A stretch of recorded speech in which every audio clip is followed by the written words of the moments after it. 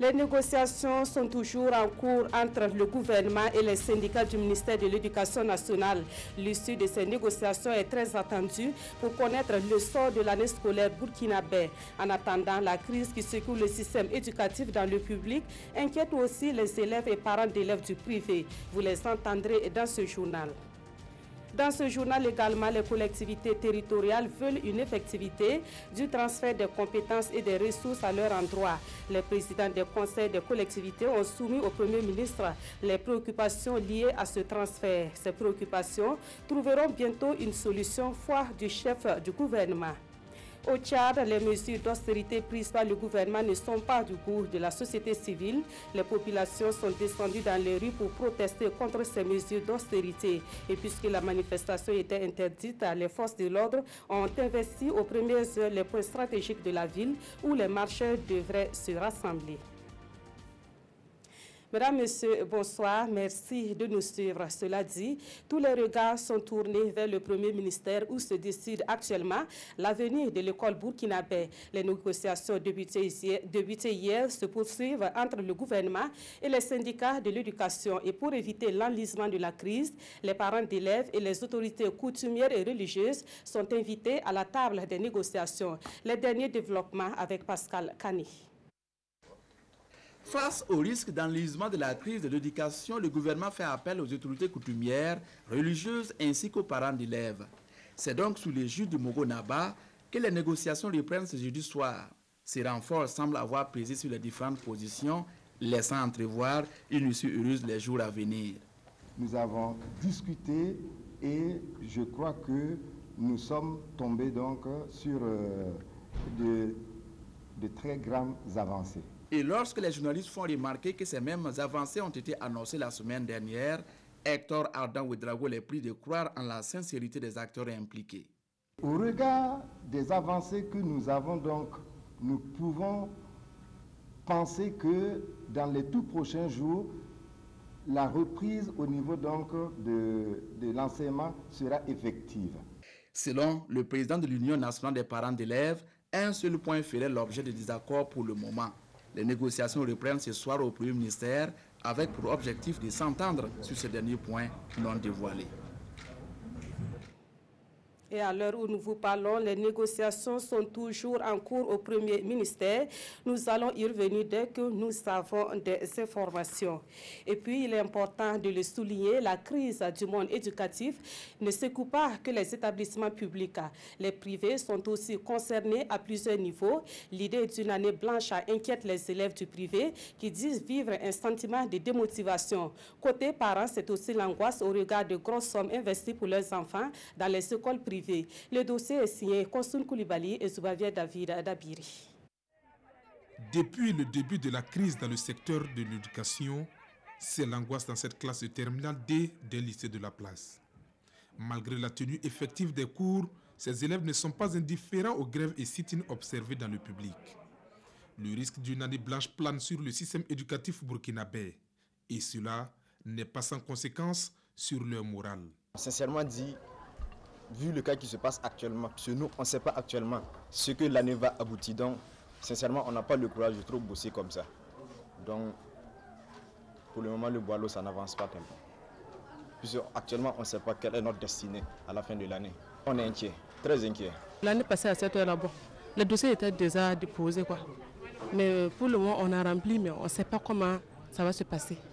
Bon, peut-être que ça va arriver à la direction, ça va pas dire, on ne sait pas.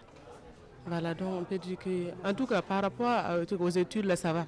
Mais le problème des dossiers, là, pour le moment, on ne sait pas comment ça va se passer. Des inquiétudes partagées par Sylvain Ouedraogo, leur professeur de sciences de la vie et de la terre. Le jeune enseignant dispense ses cours sans trop croire à l'aboutissement de l'année scolaire 2017-2018. Pour donner le cours, effectivement, c'est un peu inquiétant. On ne peut pas donner le cours normalement comme les années précédentes où il n'y avait pas ces situations-là.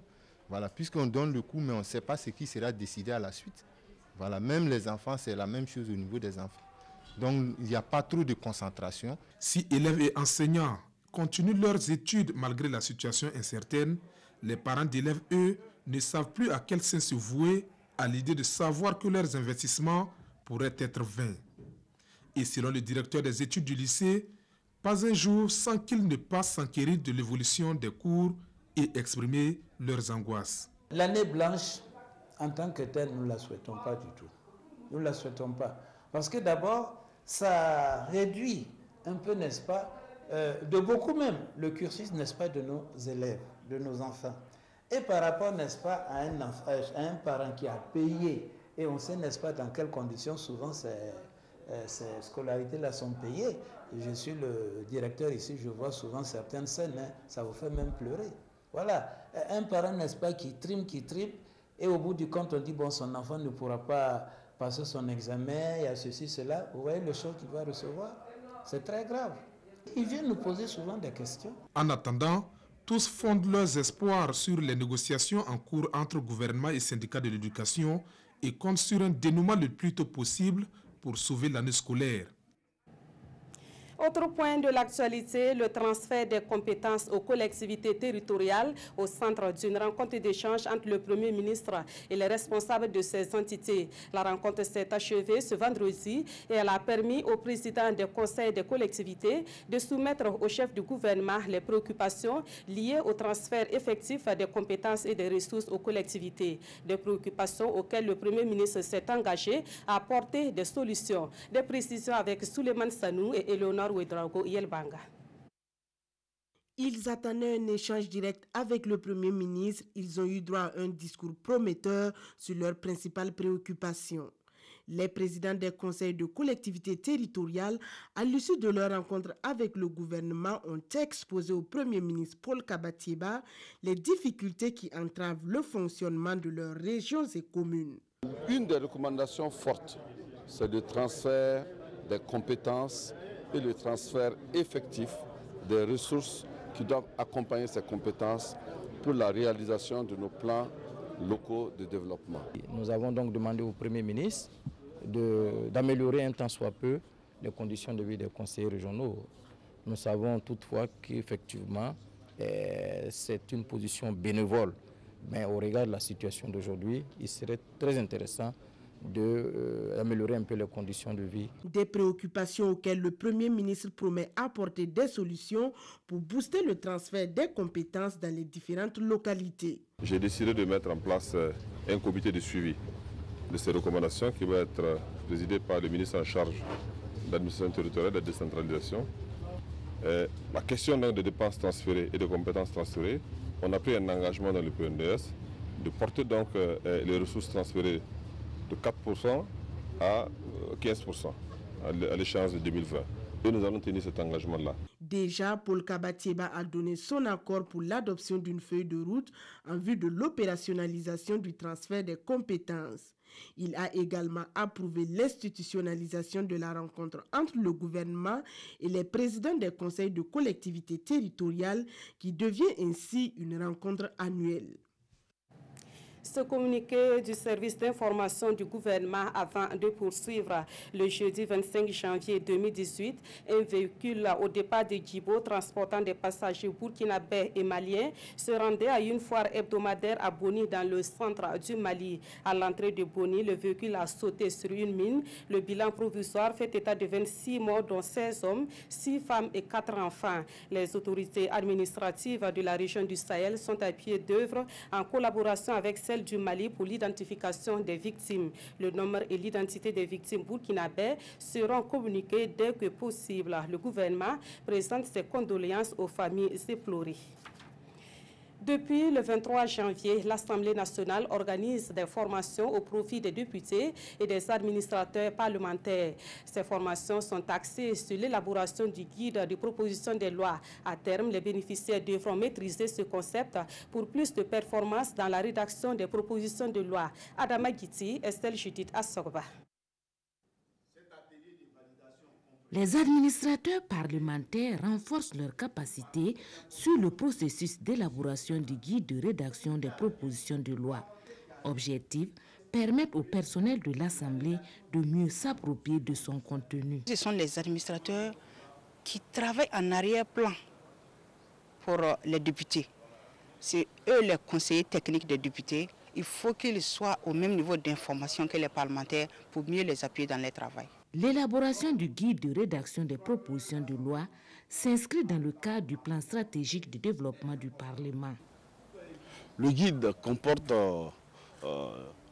plusieurs éléments, notamment des indispensables. Par exemple, on leur apprend quels sont les caractères d'une règle de droit, comment on fabrique une loi, quelles sont les modalités d'entrée en vigueur d'une loi, et quelles sont les exigences qu'il faut respecter. Cette session, au profit du personnel de l'Assemblée, marque ainsi la fin d'une série de formations initiées par l'institution. Les 3 premières étaient consacrées aux députés, toujours sur la même thématique.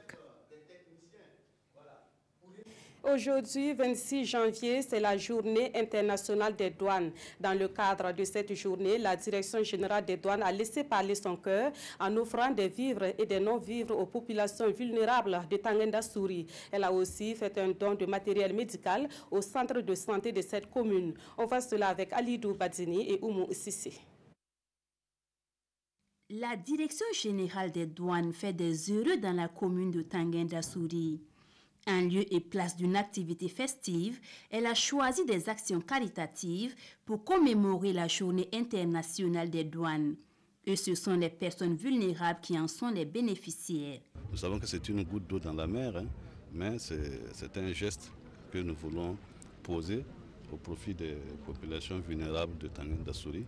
Et cela aussi entre en droite ligne de notre cadre stratégique qui est vraiment de développer la solidarité au sein de l'administration des douanes, mais aussi la solidarité avec les populations vulnérables comme celle de Tangendasouri aujourd'hui. Un don qui viendra soulager un tant soit peu ses bénéficiaires vu le déficit de la campagne agricole 2017. C'est une grande joie. Je dirais même que c'est un ouf même dans le cadre même d'un programme alimentaire qu'on avait souhaité en tout cas mettre en place dans notre commune. Et ce don vient en tout cas déjà nous soulager. Et comme je l'ai dit, c'est la population de Tangendasouri qui dit merci. En cette journée de solidarité, le centre de santé de la commune n'était pas en reste. Il a reçu des produits de première nécessité pour une meilleure prise en charge des malades. Entre la douane et la commune de Tangendasouri, c'est un partenariat qui date et qui n'est pas prêt de s'arrêter. En plus des bureaux qui existent déjà dans la commune, il est envisagé dans l'avenir la construction ici de l'École nationale des douanes. Bientôt, un centre national de référence en médecine et réadaptation au profit des personnes vivant avec un handicap. Les travaux de construction du centre ont été lancés hier à Ouagadougou. Cette structure verra le jour grâce à la coopération entre l'État burkinabé et le Royaume de Belgique. Sa réalisation va coûter plus de 400 millions de francs CFA. Adama Giti, Bouma Ernest Nebié. Avec la pose de la première pierre du Centre national de référence en médecine physique et réadaptation, c'est un projet du gouvernement burkinabé en faveur des personnes en situation de handicap qui se concrétise. Un centre qui sera chargé d'administrer exclusivement des soins de santé aux personnes en situation de handicap permanent et à celles victimes d'incapacités fonctionnelles plus ou moins réversibles. Cette cérémonie de pose de la première pierre du centre de référence de médecine physique et réadaptative permettra d'offrir à ces 20 000 à 25 000 Burkinabés qui vivent avec un handicap et à un nombre plus important qui ont une incapacité fonctionnelle d'avoir accès à des soins de qualité comme cela est attendu dans le premier effet du plan national de développement économique et social, garantir l'accès à des soins de qualité à tous les Burkinabés. Et voilà à quoi va ressembler ce futur Centre national de référence en médecine physique et réadaptation à sa finition en fin 2018. Il disposera de toutes les commodités pour la prise en charge adéquate de ses patients. Fruit de la coopération entre le Burkina et le Royaume de Belgique, sa réalisation va coûter plus de 400 millions de francs CFA. C'est un projet qui est une composante d'un programme plus large de renforcement des capacités en médecine physique et de réadaptation qu'on met déjà en œuvre à travers la PFE, une association belge ici au Burkina depuis 2014 et qui comprend aussi des activités d'appui institutionnel au ministère de Santé. Il sera bâti sur une superficie d'1 hectare situé à Tengandogo, derrière l'hôpital Blaise Compaoré. Un centre à côté duquel sera construit également une école supérieure de kinésithérapie. Actualité dans le domaine de l'environnement. Le Burkina Faso est dans la dynamique de la validation du rapport de Nagoya. Il s'agit d'un rapport intermédiaire sur le partage juste et équitable des avantages découlant des ressources génétiques. L'atelier organisé ce 26 janvier a permis d'examiner les lacunes et les besoins du Burkina Faso en la matière. L'ouverture des travaux avec Jean-Eudes Bayala et Nathalie Sawadgo Nabaloum. Les acteurs de la mise en œuvre du protocole de Nagoya sur le partage juste et équitable des avantages qui découlent de l'exploitation des ressources génétiques, réunis ici à Ouagadougou. Ils examinent le rapport intermédiaire national de la mise en œuvre du protocole. Un rapport qui va permettre d'évaluer les efforts consentis par le Burkina Faso, les difficultés rencontrées, mais aussi proposer des solutions. Le protocole de Nagoya fixe quand même un cadre juridique sur l'utilisation des ressources génétiques qui proviennent bien sûr des plantes, des animaux et des micro-organismes, ainsi que l'utilisation de répartition juste des revenus issus de leur utilisation. Vous savez qu'aujourd'hui, les grandes firmes qui sont installées dans les pays développés utilisent ces ressources génétiques pour produire des produits, fabriquer des produits si vous voulez, tels que les cosmétiques, les parfumeries, mais qui sont revendus à nos États à un coût très élevé. Donc en réalité, nos États ne profitent pas, bien sûr, des retombées économiques de ces ressources. Donc pour nous aujourd'hui, à travers le protocole de Nagoya, comment équilibrer en tout cas l'utilisation de ces ressources génétiques, afin que les pays d'où proviennent bien sûr ces ressources génétiques puissent également en profiter. Pour ces acteurs, il est question d'amender le dit rapport et le valider pour la 3e rencontre des partis prévue pour cette année 2018. Un mot de politique dans ce journal. Les militants du mouvement du peuple pour le progrès de la province des Balais prennent connaissance de la mise en œuvre du plan national de développement économique et social. L'exercice aux allures d'une rentrée politique a été assuré par une délégation du bureau politique national du MPP qui a séjourné dans les Balais le 23 janvier dernier. Les membres de la délégation ont invité les militants à l'union sacrée autour de l'action gouvernementale. Mamadi Ouedraogo et Yarkiteda. La gloire du parti entonné en chœur, les militants du mouvement du peuple pour le progrès, section Balais, entament cette rencontre avec une délégation du bureau politique national sous le signe de la dynamisation du parti dans toute la province. Aucune localité ne sera oubliée. Ils ont pour ambition de quadriller le territoire provincial avec pour mission faire régner le parti du soleil levant dans cette partie du pays.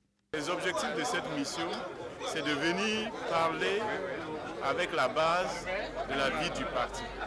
Ensuite, aborder également la situation socio-politique de notre pays, aborder la mise en œuvre du PNDS sur ces 2 dernières années et puis partager avec eux également des informations diverses telles que la mise en place, le renouvellement des structures. Ils préparent déjà les futures échéances électorales en vue de garantir une victoire écrasante à leur parti.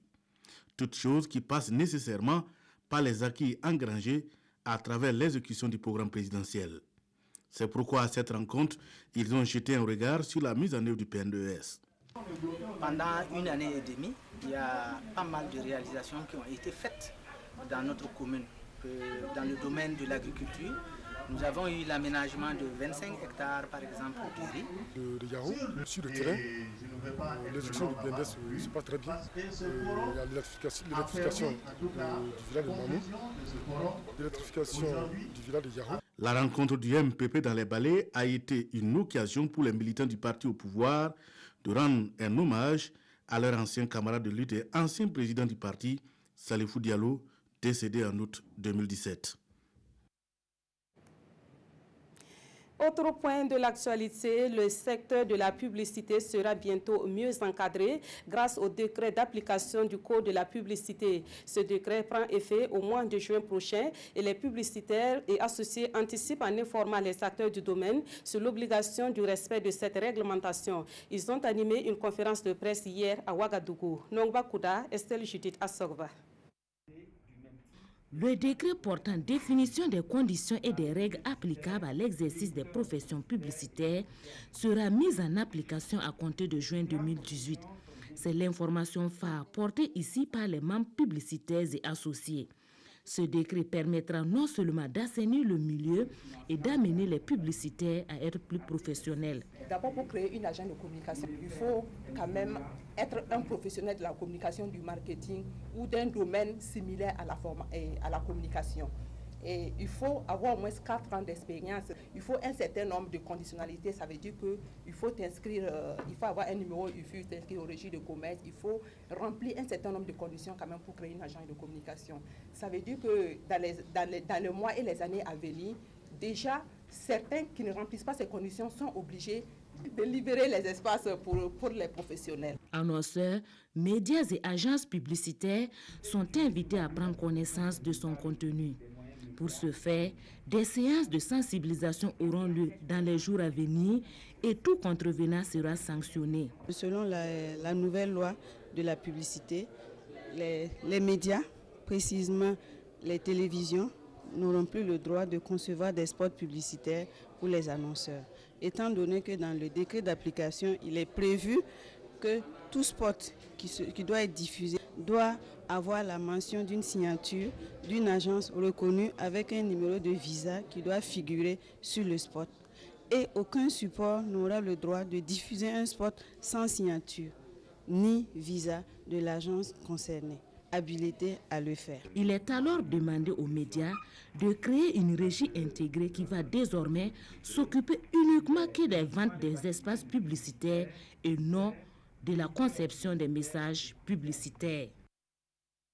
Restons dans l'univers de l'audiovisuel pour évoquer cette formation sur le cinéma organisée à l'intention de jeunes Africains, dont des Burkinabés. L'initiative est de l'Institut Imagine qui poursuit ainsi sa politique d'accompagnement des jeunes qui veulent se lancer dans le métier du 7e art. Depuis hier, des jeunes cinéastes débutants issus de plusieurs provinces du Burkina Faso bénéficient de cette formation axée sur la création de contenu. Daouda Ouattara et Kadi Sanogo. Ils sont au total 15 jeunes réalisateurs débutants et confirmés venus de 5 villes du Burkina, à savoir Kaya, Fada, Waïgouya, Koudougou et Dédougou, à prendre part à cet atelier de formation des créateurs de contenu. Initié par l'Institut Imagine, l'objectif visé par cette session de formation est de les apprendre à travailler en autonomie et avec des moyens techniques légers, dont le principal investissement est leur propre créativité. Il ne faut pas que les gens s'asseyent en disant on ne peut pas travailler parce qu'on n'a pas de moyens. Il faut toujours être dans l'optique de se dire j'ai ça, ça et ça. Qu'est-ce que je peux faire avec? Comment je peux communiquer? Comment je peux parler à des publics proches, lointains ou même au niveau mondial? Et toutes ces possibilités existent aujourd'hui. Il faut en être conscient.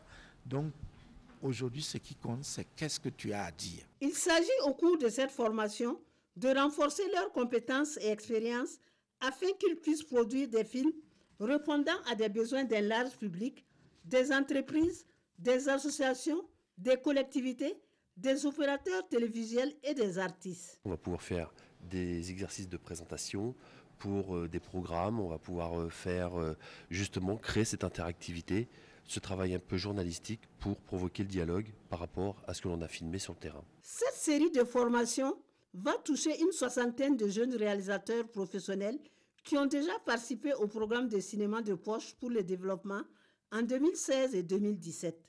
Une formation qui a bénéficié du soutien technique et financier de la coopération suisse et de l'ambassade royale du Danemark au Burkina. Dans l'actualité également, le gouvernement à la rencontre des populations de Koubri qui manifestent leur mécontentement concernant les lotissements dans cette commune. Hier, elles ont barré la route nationale pour se faire entendre. Le ministre de l'Urbanisme et de l'Habitat a fait le déplacement sur le terrain pour tenter d'apaiser la tension. A-t-il convaincu les populations de Koubri? La réponse avec Frédéric Etienne Bassenga. Le ministre Bonané, un médiateur dans la crise foncière de Koubri. Devant les protagonistes, le maire et la délégation de Kouba, village de Koubri, le ministre de l'Urbanisme appelle au dialogue, quel que soit le différend. Je voudrais appeler les gens au calme, à la retenue, au dialogue, à la discussion. S'il y a des problèmes, si ça dépasse vos autorités là, vous venez au ministère de l'Urbanisme. Les portes sont ouvertes. La pomme de discorde, une promesse électorale non tenue et qui concerne les lotissements. Les populations de Kouba accusent le maire de brader les parcelles autour de leur village. Cette reproche-là, je pense que promesse de campagne électorale, si c'est maintenant qu'il faut le revendiquer sur les voies, bon, ça, c'est pas la solution. Ça se négocie. Ça doit se parler, ça doit se dialoguer. Mais c'est parce que la voie qu'on peut trouver la raison. Pour le ministre de l'Urbanisme, le ministère n'a donné aucune autorisation de lotissement à une entreprise immobilière à Kouba. Les populations n'ont donc pas à s'inquiéter. Pour construire une borne, c'est comme une brique que vous construisez. Voilà. Ceux qui se laissent mystifier et embrouiller par ces opérations illégales, à la limite, c'est tant pis pour eux. Voilà. C'est pas parce qu'un terrain à 4 bornes ou 6 bornes qu'il a des papiers, que c'est un terrain légalement acquis. N'importe qui peut faire des bornes. C'est ce qui se passe aujourd'hui. Les gens vont fabriquer des bornes, ils mettent autour des terrains, on dit ceci, cela, un lotissement en train de faire. C'est nous qui décidons du lotissement. Et je vous ai dit ici qu'il n'y a aucun papier, aucune autorisation n'a été donnée à quelqu'un pour faire un lotissement à Kouba. Alors, qu'est-ce que vous voulez de plus? Mais le problème reste posé. Le sujet en question a tout simplement été esquivé par le ministre. Satisfait de sa réponse, puisqu'il est allé au général, il n'a pas parlé donc des problèmes particuliers de Kouba. Et pourtant, c'est du problème de Kouba que nous sommes venus pour traiter. Et il a dit qu'il n'a pas donné donc, ils n'ont pas autorisé les sociétés immobilières à intervenir donc à Kouba. Certes, le problème que nous posons, les sociétés immobilières sont autour de Kouba, en train donc de faire les opérations immobilières. Or, quand ils vont lever la loi pour dire qu'il y aura lotissement, il ne peut plus avoir de lotissement. Et aussi, je rappelle que notre engagement, c'est avec les sociétés immobilières. Le maire a dit qu'il allait nous recenser par l'intermédiaire des sociétés immobilières qui vont faire un lotissement commun avec les villages voisins qui sont en train donc de faire les opérations présentement. Mais si le ministre dit qu'il n'y a pas donc d'opération immobilière à Kouba, peut-être que c'est sa version des faits. Mais vous pouvez vous rendre sur le terrain, constater avec nous qu'autour de Kouba, dans la ceinture donc de Kouba, tous les villages sont en train donc d'être lotis. Et que très certainement, Kouba ne pourra plus être loti comme l'a reconnu le maire lui-même. Les habitants de Kouba disent avoir pris bonne note, mais ils souhaitent toujours que le maire tienne ses promesses pour lesquelles il a été élu, faire le lotissement de leur zone en collaboration avec les autres villages et une société immobilière. À l'étranger, au Tchad, les mesures d'austérité prises par le gouvernement ne sont pas du goût de la société civile. Les populations sont descendues dans les rues pour protester contre ces mesures d'austérité. Et puisque la manifestation était interdite, les forces de l'ordre ont investi aux premières heures les points stratégiques de la ville où les marcheurs devraient se rassembler. Les forces de sécurité ont été déployées en N'Djamena, la capitale du Tchad, après que des syndicats et des groupes de la société civile ont appelé à protester contre les mesures d'austérité annoncées par le gouvernement pour rembourser sa dette. Jeudi, les écoles étaient fermées alors qu'Internet était indisponible. En tant que travailleur, je proteste contre tous les projets d'abattement de salaire et d'augmentation des IRPP que le gouvernement projette sur mon salaire. Déjà que le salaire que j'ai ne me permet pas de vivre, de subvenir normalement à mes besoins. Et donc, Ce n'est que légitimité. Les syndicats vont commencer une grève générale immédiate si les salaires des fonctionnaires, y compris les enseignants, sont réduits, selon une déclaration conjointe publiée mercredi par un collectif d'associations et de syndicats. Le Tchad a déclaré le 5 janvier qu'il envisage de réduire de 5 à 45% les salaires de certains travailleurs du secteur public pour lui permettre de se conformer à un plafond salarial convenu avec le FMI. Retour au Burkina Faso pour les actualités traitées dans la presse écrite ce vendredi. Les journaux relatent l'information selon laquelle la maternité du centre hospitalier universitaire Yalgado Ouedraogo sera fermée pour des travaux de désinfection. La défiance de l'autorité de l'État et la sortie prématurée des étalons locaux au Chan sont aussi commentées par les journaux du jour. Abdoul Rasmane Zongo. 3 semaines, du 29 janvier au 18 février, rapporte Sidoya, c'est la durée de la fermeture de la maternité au CHU Yalgado Ouedraogo pour, je cite, « désinfection générale en vue d'améliorer la qualité des soins ». En conséquence, prière s'abstenir, allusion faite aux usagers, durant la période et se présenter dans les autres structures sanitaires publiques. Autre fermeture, en l'occurrence sportive, c'est celle du Maroc, où les étalons locaux ont cadenassé, ont scellé les portes de qualification au second tour du CHAN. Et d'où le titre d'ailleurs logique du journal Le Pays, « Triste fin de parcours pour les étalons ». Même si le sélectionneur saboteur, toujours droit dans ses bottes, a une autre lecture, témoignez vous-même son propos surréaliste dans l'Express du Faso.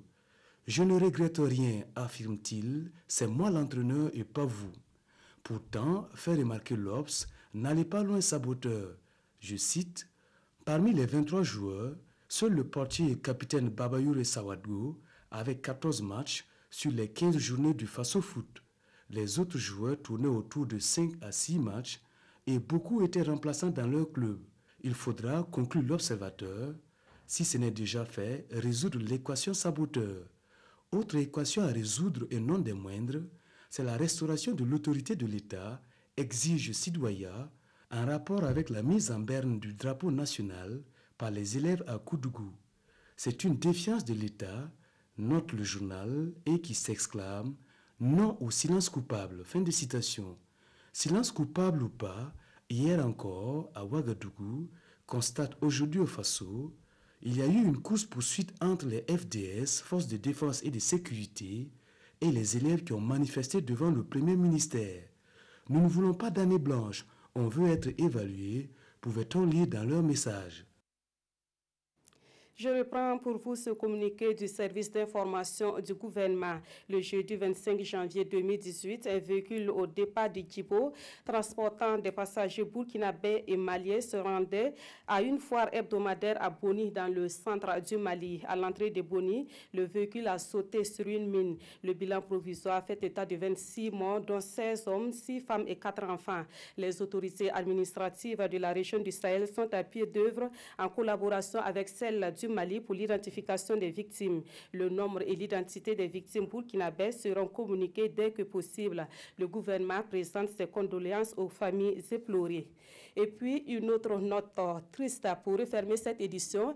Lucie Kaboré, cette burkinabé qui a fait de la défense des veuves et des orphelins son cheval de bataille, a rejoint sa dernière demeure ce 26 janvier. Décédée le 21 janvier dernier à 96 ans, elle a été inhumée en présence des autorités et des bénéficiaires de ses actions. On voit cela avec Konsun Koulibaly et Zalissa Sanfo. L'adieu et le recueillement. Lucie Kaboré s'est éteinte avec une larme essuyée de la veuve et de l'orphelin. Tantôt la maman des orphelins, tantôt l'avocate des veuves, Lucie Kaboré aura vécu pour leur bien-être économique et social. C'est que quand nous étions tout petits, dès qu'une femme perdait son mari, aussitôt on disait voilà la maison de celle qui peut te sauver. Et quand la veuve venait avec ses enfants, je me souviens encore, je la vois, elle demande est-ce que les enfants ont mangé? Si la femme dit les enfants n'ont pas mangé, avant d'écouter la veuve, on servait d'abord à manger aux enfants et à la veuve. Et ensuite elle disait raconte-moi ce qui se passe. Et quand elle voyait que cette veuve était dans ses droits, elle disait ne t'inquiète pas, tes droits seront respectés. Et c'est elle qui allait au tribunal, qui montait le dossier de ces veuves-là. Lucie Kaboré s'en est allée pour toujours. Mais la veuve et l'orphelin ne seront pas pour autant orphelins. Avant de rendre son dernier souffle, elle leur a légué un héritage. Elle a mis en place une fondation. Je pense qu'elle voyait qu'elle commençait à vieillir. Et dans sa famille, il n'y avait pas de veuve. Si on restait sur cette coupole d'association des veuves et orphelins, nous ne pouvons pas l'aider parce que nous ne sommes pas veuves. Je pense que c'est pour ça qu'elle allait vers cette vision de mettre en place une fondation pour que nous puissions venir en aide après elle. Elle m'a désigné sur la dernière. Elle m'a demandé de l'aider, de ne pas laisser son combat. Elle m'a dit, il faut que ce combat, même après moi, continue. Je me suis engagée, mais j'ai besoin de soutien pour continuer cette œuvre. Soutien de Dieu, mais soutien des hommes aussi.